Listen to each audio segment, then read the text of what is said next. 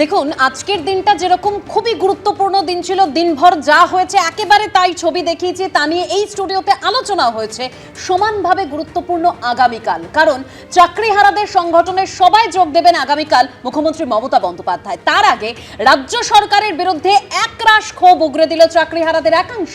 আর এই প্রেক্ষাপটে সম্প্রতি অক্সফোর্ড কাণ্ডের প্রসঙ্গ তুলে মুখ্যমন্ত্রীর সভায় গন্ডগোলের আশঙ্কা প্রকাশ করেছে তৃণমূল। পাল্টা চাকরিহারাদের একাংশের হুঁশিয়ারি, নেতাজি ইন্ডোরে কোনো অযোগ্যকে দেখতে পেলেই ঝামেলা হবে। দেখুন প্রতিবেদন, তারপর আসছে আলোচনায়।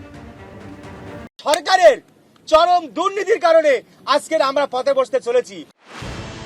নিয়োগে ব্যাপক দুর্নীতির জন্য স্কুলের চাকরি হারিয়েছেন প্রায় 26,000 শিক্ষক ও অশিক্ষক কর্মী, যার মধ্যে অযোগ্যদের পাশাপাশি রয়েছেন বহু যোগ্য প্রার্থী। একমাত্র সম্বল চাকরিটা রাতারাতি হারিয়ে পায়ের তলা থেকে মাটি সরে গেছে এই তরুণ তরুণীদের। বিভিন্ন মহলে প্রশ্ন উঠতে শুরু করেছে, এসএসসি কি এই চোখের জলের দায় এড়াতে পারে? রাজ্য সরকার কি দায়িত্ব অস্বীকার করতে পারে? চাকরিহারাদের একাংশ ক্ষোভ উগরে দিচ্ছে সরাসরি রাজ্য সরকারের বিরুদ্ধে। মাটির তলায় যেখানে উনি মিরর ইমেজটা লুকিয়ে রেখেছেন, সেই মিরর ইমেজটা বার করে উনি সুপ্রিম কোর্টে প্রডিউস করুন। এই প্রেক্ষাপটে সোমবার চাকরিহারাদের সংগঠনের সভায় যাচ্ছেন মুখ্যমন্ত্রী। আমি তাদের কথায় সাড়া দিয়ে 7 তারিখে তারা ইনডোর স্টেডিয়াম বুক করেছেন। আমি 7 তারিখ 12টা 15 নাগাদ তাদের কাছে যাব। তবে এই কর্মসূচির আগের দিনও হুঁশিয়ারির সুর শোনা গেল চাকরিহারাদের গলায়। যদি একজন অযোগ্যকে আমরা চিহ্নিত করতে পারি ওই মিটিং এর ভেতর, আমরা ওখানেই ঝামেলা শুরু করব এবং ওই মিটিং আমরা বয়কট করব। যারা অবৈধ, যাদের এই চিহ্নিত টেন্টেড, তাদেরকে যদি বাতিল করে দেওয়া হতো তাহলে কিন্তু এই ধাক্কাটা আমাদের সামলাতে হতো না। আমার যে আজকে মৃত্যুটা দেখা প্রতিষ্ঠিত হলো, সেই মৃত্যুর জন্য রাজ্য সরকার কম দায়ী নয়। কিভাবে বাঁচাবেন আমাদেরকে সেটা আপনি বুঝুন, আপনারা বুঝুন। যারা আমরা যোগ্য, যাদের বিরুদ্ধে কোনো অ্যালিগেশন নেই, তাদেরকে বাঁচানোর দায়িত্বটা আপনাদের, সেইটাই বলতে আমরা যাব। সম্প্রতি লন্ডনে মুখ্যমন্ত্রীর বক্তৃতার মাঝে বিক্ষোভ দেখিয়েছিল সিপিএম বিজেপি। সেই প্রসঙ্গ টেনে নেতাজি ইন্ডোরের সভা নিয়ে আশঙ্কা প্রকাশ করেছে তৃণমূল। আমাদের কাছে একাধিক সূত্রে খবর আসছে যে কালকের সভায় একাংশ বিরোধী দলের মদতে পরিকল্পিতভাবে প্ররোচনা দিয়ে গন্ডগোল সৃষ্টির চেষ্টা করতে পারে। এই সিপিএম, এই বিজেপি, এখানকার কংগ্রেসের একাংশ, এরা যে বিশৃঙ্খলা তৈরির চক্রান্ত করেছে, আমাদের নজর থাকবে, প্রশাসনের নজর থাকবে। যদি কেউ ভেতর থেকে ডিস্টার্ব করার চেষ্টা করে, আইডেন্টিফাইড হয়ে যাবে। এ নিয়ে পাল্টা মুখ খুলেছে সিপিএম এবং বিজেপি। তৃণমূলের কথার কোনো গ্রহণযোগ্যতা নেই। এই চাকরি তৃণমূলই খেয়ে নিয়েছে। ইট খেয়েছে, পাথর খেয়েছে, শৌচাগার খেয়েছে, বালি খেয়েছে, কয়লা খেয়েছে, তারপরে চাকরি পর্যন্ত খেয়ে ফেলেছে। ব্যালট পেপারও খেয়ে নেয় এরা। এই সর্বভোগ রাজনৈতিক দল। এই ধরনের রাজনৈতিক স্টান্টবাজি না করে কালকের ওই বৈঠক থেকে আমরা দেখতে চাই ন্যায্য যে ছেলেমেয়েরা চাকরি হারিয়েছে, যাদের কোনো দোষ নেই, অপরাধ নেই, তাদের জন্য ইন্টারিম রিলিফের ব্যবস্থা করা হোক। এসএসসির মাধ্যমে আর এই প্রক্রিয়া চালানো যাবে না। কোর্ট অ্যাপয়েন্টেড একাডেমিশিয়ানদেরকে নিয়ে তৈরি হওয়া একটা কমিটির মাধ্যমে এই রিক্রুটমেন্ট করতে হবে। রাজনীতির আকচাকচি নয়, চাকরিহারা এই তরুণ তরুণীরা চান সুরাহা। কারণ প্রশ্নটা এখানে তাদের ভবিষ্যতে। কৃষ্ণেন্দু অধিকারী, দীপক ঘোষ, এবিপি আনন্দ। দেখুন, প্রশ্নটা হচ্ছে যে রাজ্য কি কার্যত শাঁখের করাতের পরিস্থিতির মধ্যে পড়লো? কেন এই প্রশ্ন করছি? যোগ্য এবং অযোগ্য আলাদা আদালতে না করতে পারার জন্য প্রায় 26,000 জনের চাকরি একেবারে বাতিল হয়ে গিয়েছে, যার জন্য প্রতি মুহূর্তে রাজ্য সরকারকে দায়ী করছে বিরোধীরা এবং চাকরিহারাদের একটা বড় অংশ। এইবারে চাকরিহারারা এইটা জানিয়ে দিয়েছে, আগামীকাল যদি একজন অযোগ্য ওই নেতাজি ইন্ডোরের ভেতরে থাকে, এক তো হচ্ছে তারা সেই আলোচনা বয়কট করবেন, এবং দুই, একেবারে নেতাজি ইন্ডোরের ভেতরে গিয়ে তারা ঝামেলা করবেন। অর্থাৎ অযোগ্যদের বাদ দিয়ে যোগ্যদের নিয়ে বৈঠক করতে হবে। এইবার মনে করুন রাজ্য সরকার সেটা করলো, তখন প্রশ্ন আসবে, আচ্ছা রাজ্য সরকার তার মানে যোগ্য অযোগ্য নেতাজি ইন্ডোরে আলাদা করতে পারলো, সেই তালিকা কোর্টে কেন দিল না? এই পরিস্থিতি রাজ্য সামলাবে কি করে শ্রমিকরা? না, এটাই তো আমার প্রথম কোশ্চেন। যারা এই ধরনের ভাবনা ভাবছে, এখন সুপ্রিম কোর্টে এসএসসির থেকে খবর গেছে, সিবিআই থেকে নির্দিষ্ট করে অযোগ্যদের তালিকা দেওয়া হয়েছে, তারপরে আজকে 19,000 20,000-এর চাকরি যোগ্যদের কেন গেল? অর্ধসত্য বলছে, অর্ধসত্য বলছে। না না না না না না, দাঁড়ান। এসএসসির কাছে খবর গেছে মানে হচ্ছে এসএসসি যে তালিকাটা দিয়েছে সেখানে বলেছে এইটা হচ্ছে অযোগ্যের তালিকা টিল নাও। এইবারে যখন সুপ্রিম কোর্টের প্রশ্ন যে বাকিরা কি যোগ্য, তার উত্তর এসএসসি বলতে পারছে না যে না, হ্যাঁ বাকিরা যোগ্য। আমি আপনাকে প্রশ্ন করছি যে যখন রায়ে পরীক্ষা দিতে পারবে বা তা পরীক্ষা দিতে পারবে না, দুভাগে ভাগ করার যখন জায়গা আছে, তাহলে তখন চাকরি থাকবে আর চাকরি থাকবে না, এইটা কেন করা গেল না? এটা কিন্তু আমার একবারে স্বাভাবিক প্রশ্ন। কে করবে সেটা? আবার আপনাকে কার দায়িত্ব? বলি যে বিচার ব্যবস্থা পরিষ্কার এই আন্দোলনকারীদের থেকেই উঠেছে যে যোগ্যদের জন্য কোর্ট, মানুষের জন্যই তো বিচার ব্যবস্থা, আইন হলো তো। মানুষের। আমি বলছি সুবিচার পাইয়ে দেওয়ার দায়িত্ব, প্রথম দায়িত্ব হচ্ছে স্কুল সার্ভিস কমিশনের। আমিও আবার বলছি সেটা হচ্ছে এই তালিকা দেয়নি যে এইটা হচ্ছে অযোগ্য এবং বাকিরা হচ্ছে যোগ্য, এইটা কমিশন কখনো স্পষ্টভাবে বলেনি। ধোঁয়াশার জায়গাটা বজায় রেখেছে এসএসসি। এটা যখন প্রমাণিত, তাহলে যোগ্যদের চাকরি চলে যাওয়া সেটা কি করে হয়? আর আজকে যারা বলছে এই যে গন্ডগোল পরচনার যে শব্দগুলো আসছে, যারা করবে ভাবছে, আমি অন্তত অনুরোধ করব যে সিপিএম আর বিজেপির পরচনায় পা দেবেন না। কারণ বলছি, রাজ্য সরকার, মানবিক রাজ্য সরকার, রায়ের সাথে সাথে মুখ্যমন্ত্রী তাদেরকে 7 তারিখে বসবে। আজকে সরকার তোমাদের পাশে, তাদের মমতা বন্দ্যোপাধ্যায়ের প্রতি বিশ্বাস আস্থা রাখুন। আপনারা ভুল করবেন না, কোনো কোথায় যাবেন না। আপনারা বিজেপি কি করছে আপনারা খোঁজ রাখুন।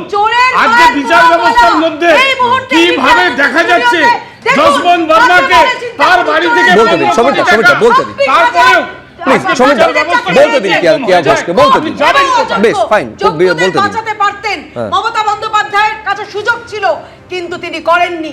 অযোগ্যদের ঢাল করে গেছেন বারে বারে বিভিন্ন ক্ষেত্রে। তিনি যখন 7,000 জনের, যখন মাননীয় হাইকোর্টের সিঙ্গেল বেঞ্চ যখন বলেছিলেন যে এরা অযোগ্য প্রায় 7,000, তখন সেটা না করে তিনি চলে গেছিলেন সুপ্রিম কোর্টে। পরবর্তীকালে সেখান থেকে হাইকোর্ট, আবার সুপ্রিম কোর্ট। পরবর্তীকালে চন্দ্রচূড় কি রায় স্থগিতাদেশ দিয়েছিল কেন? চন্দ্রচূড়ও তো বিচারপতি, প্রধান বিচারপতি, তিনি স্থগিতাদেশ দিয়েছিলেন কেন? কোন ইস্যুতে দিয়েছিলেন? তিনি বলেছিলেন অযোগ্য আছে কিন্তু যোগ্যও আছে, এই জন্য স্থগিতাদেশ দিয়েছিলেন। চাকরি গেছে, মমতা বন্দ্যোপাধ্যায়ের জবাব চাই। এর মধ্যে প্রচন্ড রাজনীতির ছোঁয়া দেখতে পাওয়া যাচ্ছে, বিজেপির অঙ্গুলি এলো না, এই বিষয়ে কোনো সন্দেহ নেই। এখানে রাম এক হয়েছে। এই 26,000-এর দায়িত্ব, আমি বারবার বলছি 19-20,000 কি অন্যায় ছিল। আমি এই জন্যই তো বলছি যোগ্যতার দায়িত্ব আপনার। বেশ আমি সৌম্যত রায়ের কাছে আসবো। আমি বলছি মূল প্রশ্নটা সৌম্যদা, আমি বলছি যেখানে যেখানে প্রতিবাদ হয় সেখানেই কি বিরোধীদের দেখতে পায় শাসক দল তৃণমূল কংগ্রেস? যারা প্রতিবাদ করছেন একেবারে তারা চাকরি হারিয়েছেন, সেই শোক থেকে এখনো তারা বেরিয়ে আসতে পারেননি। কি করে আগামী দিনগুলো কাটাবেন এই অন্ধকারের মধ্যে তারা কার্যত হাতড়াচ্ছেন।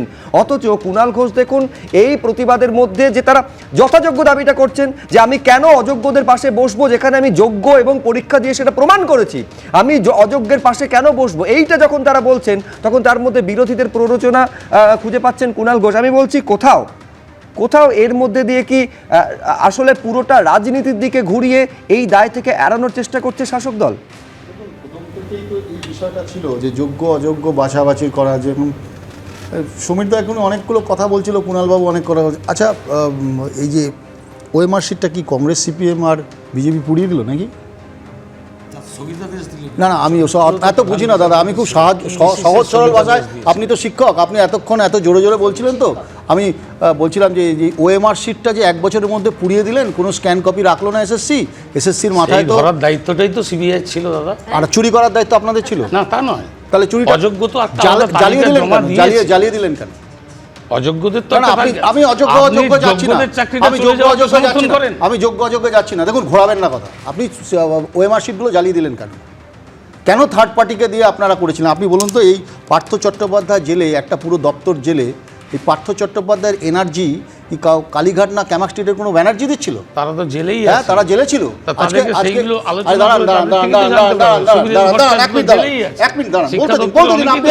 আটকাচ্ছিলেন, আমি বলতে দিন। আপনি পশ্চিমবাংলায় এখানে অর্গানাইজডভাবে টাকা তুলেছেন, তারপরে বলুন এই যে একটার পর একটা নেতা মন্ত্রী, তারা কেউ বলছে যে 7,000, দেখুন সিবিআই বলেছে 8,000 মতো প্রায়, আর আমরা বলেছি যে বিরোধীরা বলেছে প্রায় 10,000-এর কাছাকাছি, আর রাজ্য সরকার বলছে 5,000-এর কাছাকাছি। তাহলে কি এখনো যোগ্য অযোগ্য ঠিক করে দিল? এসএসসি কেন পারলো না?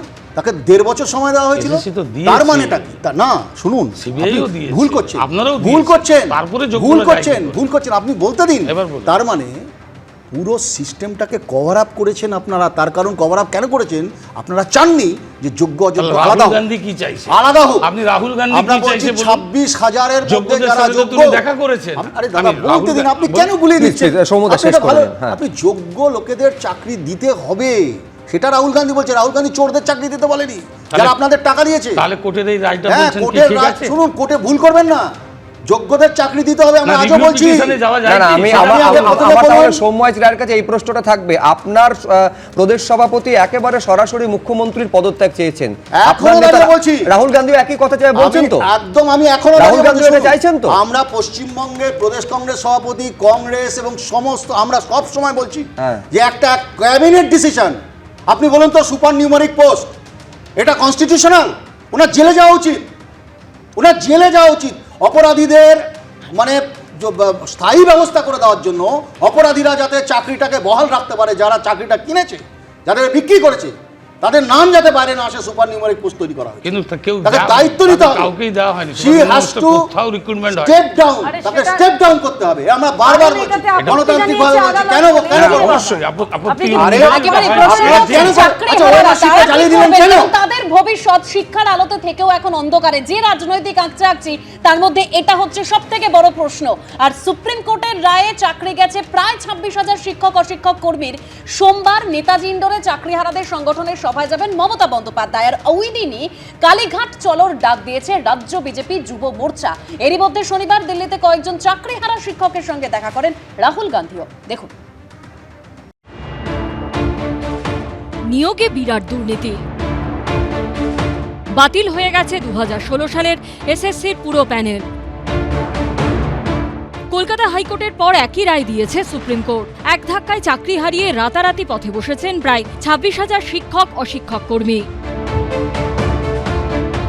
এই রায় অমানবিক এবং এই সরকারের চরম দুর্নীতির কারণে আজকের আমরা পথে বসতে চলেছি। মুখ্যমন্ত্রীর কাছে আগামীকাল যাব শুধুমাত্র এই আশায় এবং এই দাবিতে যে কোনো মূল্যে আপনি কি করবেন আমরা জানি না। আমরা চাই যে চাকরিতে এতদিন ধরে আমরা যোগ্যতার নিরিখে বহাল ছিলাম, সেটা যে মূল্যে পারবেন, যেভাবে পারবেন, আপনাকে আমাদেরকে আদায় করে দিতেই হবে। চাকরিহারাদের এই যন্ত্রণা এবং ক্ষোভকেই এবার তৃণমূলের বিরুদ্ধে কাজে লাগাতে মরিয়া বিরোধীরা। রামনবমী মিটতেই এই নিয়ে তেড়ে ফুঁড়ে ময়দানে নামছে তারা। সোমবার নেতাজি ইন্ডোরে চাকরিহারাদের সংগঠনের সভায় যাবেন মমতা বন্দ্যোপাধ্যায়। আর ঠিক সেই দিনেই কালীঘাট চলো ডাক দিয়েছে রাজ্য বিজেপি যুব মোর্চা। যিনি এই চাকরি যাওয়ার জন্য যিনি দায়ী, তিনি হচ্ছেন মুখ্যমন্ত্রী। মুখ্যমন্ত্রী সরে যান, দেখবেন যোগ্য অযোগ্য সরে গেছে। যেসব শব্দ সুপ্রিম কোর্ট ব্যবহার করেছে সে তো অভাবনীয়। এরপরে ক্ষমতায় থাকার তাদের কি কোনো নৈতিক কিংবা রাজনৈতিক অধিকার আছে? কালকের সভায় একাংশ বিরোধী দলের মদতে পরিকল্পিতভাবে প্ররোচনা দিয়ে গন্ডগোল সৃষ্টির চেষ্টা করতে পারে। যে বিরোধী দলগুলি চাকরি খাওয়ার রাজনীতি করেছে তারা চায় না মুখ্যমন্ত্রী যে কথাগুলি বলবেন সেটা সবাই শুনুক। নেতাজি ইন্ডোরে মুখ্যমন্ত্রী চাকরিহারাদের মুখোমুখি হবার আগেই কয়েকজন চাকরিহারা শিক্ষকের সঙ্গে শনিবার দিল্লিতে দেখা করেন রাহুল গান্ধী। উনি আমাদের ইস্যুটা নিয়ে প্রেস কনফারেন্স করবেন এবং প্রেস করে তুলে ধরবেন, এটা আশ্বাস যেমন দিয়েছেন।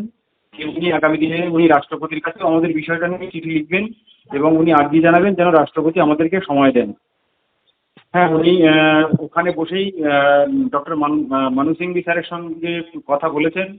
যারা চাকরিহারা, যারা সত্যিকারের পরীক্ষা দিয়ে তাদের বুদ্ধি মেধার কারণে চাকরি পেয়েছিলেন, তারা যারা দিল্লিতে ছিলেন, তারা আমার কাছে প্রস্তাব দেন। আমি সেই প্রস্তাব আমার নেতার কাছে দিই, নেতা তারপরে রাজি হন, তাদের আমি নিয়ে যাই, তারা সবিস্তারে তাদের ঘটনা বলেন। এবার রাহুল গান্ধী তাদের জিজ্ঞেস করলেন যে আপনারা কি চান আমার কাছে। পার্লামেন্টে তোলানো, বললো পার্লামেন্ট তো বন্ধ হয়ে গেছে, তাহলে আমি তোলাবো কি করে। উনি যেটা করবেন সেটা হচ্ছে লয়ারের সঙ্গে কথা বলেছেন, ডিটেলসটা নিয়েছেন, উনি সর্বোচ্চ জায়গায় উনি কথা বলবেন, এ কথাই ওদের বলেছে। যদিও এই নিয়ে কটাক্ষ ছুড়ে দিয়েছে তৃণমূল। চমৎকার ব্যাপার, রাহুল গান্ধী যে কংগ্রেসের রাজত্বে যে যে অনিয়মগুলো হয়েছে সেইগুলো আগে সামলান, যে যে দুর্নীতির অভিযোগ আছে কংগ্রেস যেখানে যেখানে ক্ষমতায় ছিল, তারপর এইসব সস্তা রাজনীতি করবেন। মুখ্যমন্ত্রী করছেন, চেষ্টা হচ্ছে, মুখ্যমন্ত্রী সলভ করার তিনিই করবেন। এতগুলো পরিবার অকুল পাথারে, এর দায় কে নেবে? শিবাশিস মৌলিক, ঝিলম করঞ্জাই ও কৃষ্ণেন্দু অধিকারীর রিপোর্ট, এবিপি আনন্দ। আমি বিশ্বনাথ চক্রবর্তীর কাছে আসবো। অত্যন্ত তাৎপর্যপূর্ণ মন্তব্যই চাকরিহারারা করছেন যখন এটা বলছেন যে রাজনৈতিক দলগুলো মরা কান্না জুড়ে দিয়েছে কার্যত এই সুপ্রিম কোর্টের রায় সামনে আসার পর। অর্থাৎ এইটা বুঝিয়ে দিচ্ছে ঠারে ঠোরে যে সব রাজনৈতিক দল এখান থেকে পলিটিক্যাল ডিভিডেন্ড খোঁজার চেষ্টা করছে বিশ্বনাথ দা। কিন্তু মূল প্রশ্ন হলো আগামীকাল কোনো সুরাহা যোগ্যদের জন্য আপনি দেখতে পাচ্ছেন কি? দেখো, তোমরা দুটো সমস্যার কথা বলছিলে, যে যারা যোগ্য তারা যদি অযোগ্যদের দেখে তাহলে তারা বয়কট করবে, আর অযোগ্যদেরকে যদি আবার বাদ দিয়ে যদি সভা হয় তাহলে অযোগ্যরা প্রতিক্রিয়া জানাবে, এবং সেটা কি ধরনের ভয়ঙ্কর প্রতিক্রিয়া হতে পারে আমরা আন্দাজ করতে পারি। কিন্তু তার বাইরেও এই 26,000-এর বাইরেও 26 লক্ষ কর্মপ্রার্থী যারা গত 16 সাল থেকে লাগাতার অবস্থান করছেন, তারা প্রথম থেকেই বলে আসছিলেন যে এই নিয়োগটাই দুর্নীতি। তারা নিজেদেরকে যোগ্য এবং তারা তালিকার বাইরে কেন, এই প্রশ্নটা রেখে যারা ধারাবাহিকভাবে আন্দোলন করছিলেন তারা কিন্তু কালকে মমতা বন্দ্যোপাধ্যায়কে প্রশ্ন করবেন যে আপনি ন্যায়ের প্রশ্নে আমাদেরকে কেন ডাকবেন না বৈঠকে। ফলে সেইখান থেকেও কিন্তু একটা প্রতিঘাত আসার সম্ভাবনা আমি দেখতে পাচ্ছি। একেবারে বিশ্বনাথ ঠিক যে কথা বলছিলেন যে প্রশ্ন থাকবে, কিন্তু সেই প্রশ্নের উত্তর মমতা বন্দ্যোপাধ্যায় ঠিক কিভাবে দেন সেদিকে তো অবশ্যই আমাদের আগামীকাল নজর থাকবে। তবে চাকরি প্রার্থীরা, যারা চাকরিজীবী, যারা চাকরি করতেন, যাদের চাকরি চলে গেল, তারা সুরাহা চান। আগামীকাল যে বৈঠক, সেই বৈঠক থেকে কি সুরাহা মিলবে তা বৈঠকে অবশ্যই আমাদের নজর থাকবে এবং সেখান থেকে উত্তর পাওয়া যাবে। কিন্তু আজকের এই আলোচনা এখানে শেষ করছি, তবে বিরতিতে যাব। আর বিরতিতে যেতে যেতে যে প্রতিবেদন আপনাদের সামনে রাখবো, যে আচমকা চাকরি হারিয়ে এই মানুষগুলোর মাথায় যেন আকাশ ভেঙে পড়েছে, আর যে প্রশ্নটা সামনে আসছে, দুর্নীতি কে করলো আর তার মাসুল গুনছে কারা? দেখুন প্রতিবেদন। আমরা রাজনীতি বলি হচ্ছি, আমাদের কেউ পাশে নেই, পাশে থাকার কথা বলে আমাদের শুধু বাস দিচ্ছে। মাথার উপর আকাশ ভেঙে পড়েছে, সরে গেছে পায়ের তলার মাটি, দিন কাটছে এক রাশ অনিশ্চয়তায়, সঙ্গী শুধু চাকরি হারানোর যন্ত্রণা। দেখুন, সরকার যদি দুর্নীতি না করত তাহলে তো আজকে এই দিনটা দেখতে হতো না। পূর্ব বর্ধমানের শক্তিগড় থানা এলাকার বাসিন্দা অর্ণব যশের জীবনে যে ঝড় এসেছে তা বোধহয় ভাষায় প্রকাশ করা কঠিন। বীরভূমের চাতরার গণেশলাল হাই স্কুলের শিক্ষক ছিলেন অর্ণব যশ, স্ত্রী চন্দ্রানী যশ ছিলেন নোয়াপাড়া হাই স্কুলের শিক্ষিকা। বৃহস্পতিবার সুপ্রিম কোর্টের রায় একসঙ্গে চাকরি হারিয়েছেন দুজনে। অনিশ্চয়তার ঝড়ে বেসামাল অর্ণব তবু চাকরি চলে যাওয়ার খবরটা জানাননি হাসপাতালে ভর্তি মাকে। পরদিনই অর্থাৎ শুক্রবার সকালে চলে গেছেন মাও। হঠাৎ করে যখন কলকাতা হাইকোর্টের রায়ে চাকরিটা চলে গেল, সেদিন দেখি মা আর বাবার চিন্তা ভাবনা অনেক বেড়ে যায়। প্রত্যেক দিন, প্রত্যেক মুহূর্তে, প্রত্যেক ফোনে শুধু একটাই জিজ্ঞাসা ছিল তাদেরকে, চাকরিটা থাকবে তো, থাকবে তো। যে মানুষটা হার্টের কোনোদিন সমস্যা ছিল না, তার হঠাৎ করে হার্ট ফেলিওর হয়ে গেল। আমি খুব আনন্দিত যে আমার মা আমার এই খবরটা আসার একদিন আগে নার্সিংহোমে ভর্তি হয়েছিল। আমি চাইনি আমার মা এই খবরটা শুনে যায়নি, আমি তাতে খুব আনন্দিত। আমার এই বাবা অসুস্থ, প্রায় আধমরা, তার কথা ভেবে আমাকে বাঁচতে হচ্ছে, নাহলে হয়তো আমি কালকে রাতে একটা গলায় দড়ি নিয়ে ঝুলে পড়তাম। এই পরিস্থিতিতে চরম হতাশায় কেউ আর্তনাদ করছেন, কেউ নিজেদের এই পরিস্থিতির জন্য সরকারের বিরুদ্ধে উগরে দিচ্ছেন ক্ষোভ। কি খাওয়াবো আমরা? নুন পাত্র তুলে দিতে পারবো না। হ্যাঁ দিদি, আমাদেরকে রেশনে চাল দেন, তার সাথে যেন একটা নুনের প্যাকেটও দেন আমাদেরকে, সেই নুন পাত্র অন্তত তুলে খাওয়াতে পারবো। দিদিকে আমি একটাই রিকোয়েস্ট করবো, আমাদেরকে নিয়ে খেলবেন না। সুপ্রিম কোর্টের রায় যে 26,000 শিক্ষক অশিক্ষক কর্মী চাকরি হারিয়েছেন তাদের মধ্যে রয়েছেন বাঁকুড়ার 105 জন। সোমবার নেতাজি ইন্ডোরে চাকরিহারাদের সংগঠনের সভায় যাচ্ছেন মমতা বন্দ্যোপাধ্যায়। জানিয়ে সরব হয়েছেন বাঁকুড়ার এই চাকরিহারারা। দিদি চাইছেন পরিকল্পিতভাবে 7 তারিখে ডেকে মানুষের মধ্যে ব্রেন ওয়াশ একটা করে দিয়ে সিভিক টিচার নিয়োগ করে দেব। আদালতের রায় বলছে তারা আর শিক্ষক নন, কিন্তু চাকরিটা যে নেই মানতেই পারছেন না আলিপুরদুয়ারের সুনন্দা পাল। শনিবারও রুটিন মাফিক এসেছেন স্কুলে। এই অভ্যাসের দায়ে চলে আসলাম। যারা অন্যায় করছে তারা বহাল তবিয়তে ঘুরে বেড়াচ্ছে, আমরা কোনো অন্যায় করিনি, কেন আমরা মাথা নত করবো সবসময়? রায়টাকেও মানতে পারছি না এখনো পর্যন্ত। এখনো মনে হচ্ছে আমি স্কুলেই এমপ্লয়। আমি নিজে 150 খাতা দেখেছি ফিজিক্যাল সায়েন্সের, 500 খাতা স্কুটনি করেছি। তাহলে আমরা যখন অবৈধ, তাহলে সেটা তো আমরা ভালো করে খাতা দেখতে পারিনি। তাহলে আমার পর্ষদের কাছে অনুরোধ, সেই খাতাগুলো যেন দেখাও ক্যান্সেল করা হয়। চোখের জল, হতাশায়, উদ্বেগে, উৎকণ্ঠায় এরা বলছেন কারা করল দুর্নীতি আর কাদের গুনতে হচ্ছে মাসুল। পূর্ণেন্দু সিংহ, অরিন্দম সেন, কমল কৃষ্ণ দে, এবিপি আনন্দ।